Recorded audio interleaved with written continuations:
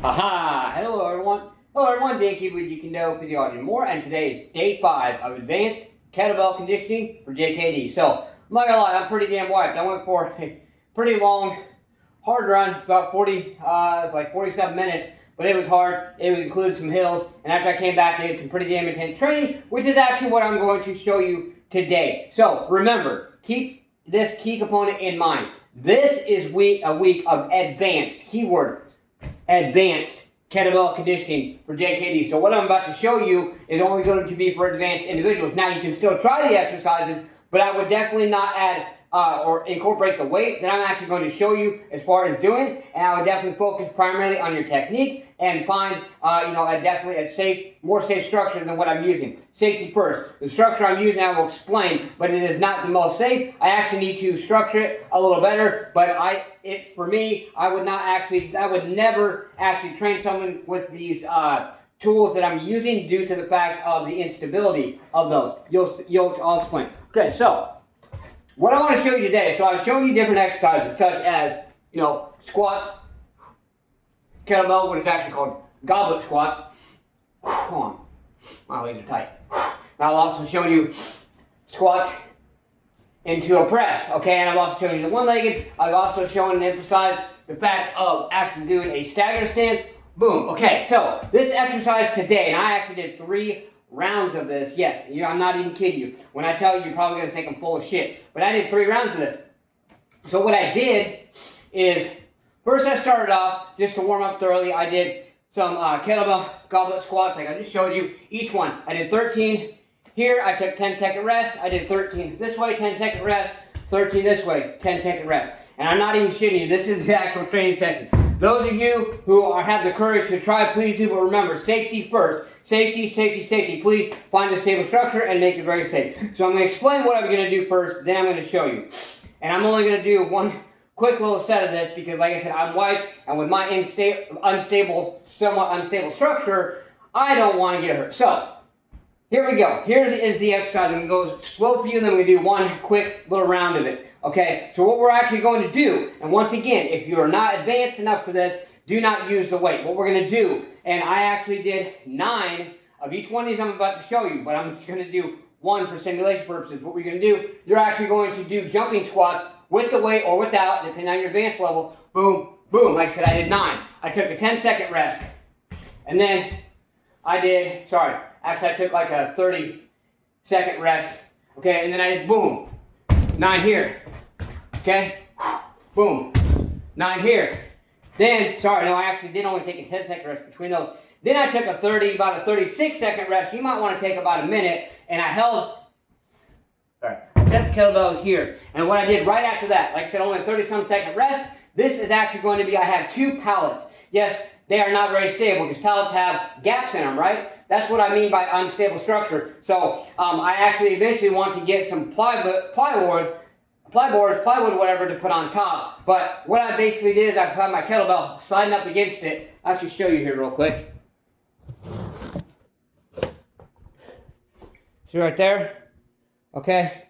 So I'm going to do a front view, and I'm going to pause and I'm going to do a quick side view. Okay, so I'm just going to do, I guess, kind of 2 sets of this. Like I said, I'm going to do this one slow motion, but what you're going to do here, I might knock the phone over, but I'm going to do, I have 2 little pallets, as you've seen. I'm going to do step, step, step, step, boom, onto my plyometric box. That's what I make my videos, set my phone onto my plyometric box. I'm going to go 1, 2, 3, 3, boom, back, back, back, back, back, back, boom, boom, boom, boom, boom, and then jump up and back, okay? Now I'm going to pause it, and I'm actually going to show you a side view. Okay, so with this side view, let me get better. This is my little training area here, okay? Okay, so with the side view, I'm going to show you. Okay? So like I said, I'll come over here for this. Okay, so like I said, I did 9 of these. So I did boom, boom, 9 that way, 10-second rest. 9 this way, 10-second rest. 9 this way, 10-second rest, okay? Then take about a 36 to a 1-minute rest. Come over here, and with my vision board here, come over here and do this one here. 1.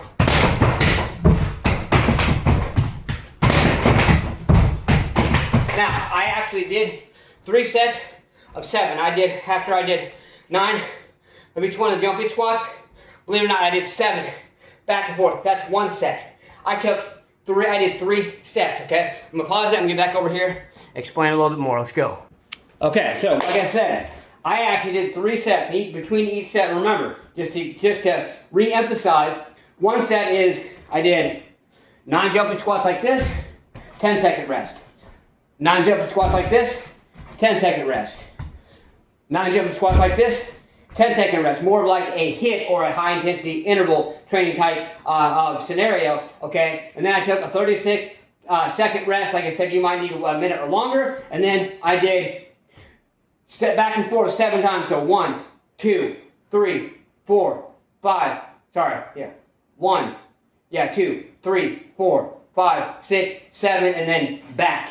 And that's 1 set. I did 3 sets of that. In between each set, I took only a full minute to probably maybe minute and 10-second rest. Okay, well, like I said, and I always emphasize, it's based on your how advanced your conditioning level is. Don't get discouraged. You know, if you can't do in the succession that I did, guess what? I've been doing this for a long time.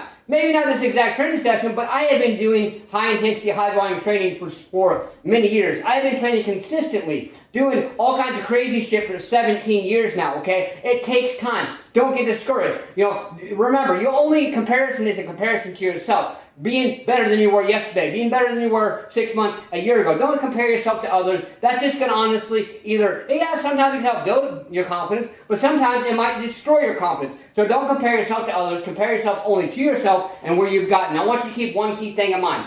Success is not how far you come. Success is how far you came to where you actually were before. So if you, say for instance, you're in a shitty situation in life, and you're in a better situation, even with just a minuscule or a small amount, guess what? That's improvement. That's success. You know, so don't base success on other people's successes or where they're at in life. Base it on where you started and where you are now. So do these things and embrace that discomfort today. Believe in yourself. Believe you can do it and believe that you deserve it. Smash punch, kick that like button, just don't break it. Let's get out there and do something. Do more than what you did yesterday. Get your ass up today and grind. What have you done today to push yourself, to grind, to embrace that discomfort, whatever it is. Keep pushing and for more and embrace more discomfort. Be consistent, stay consistent, create momentum, and keep the momentum going. Push yourself. You can do this. You got this. Believe in yourself. Let's go.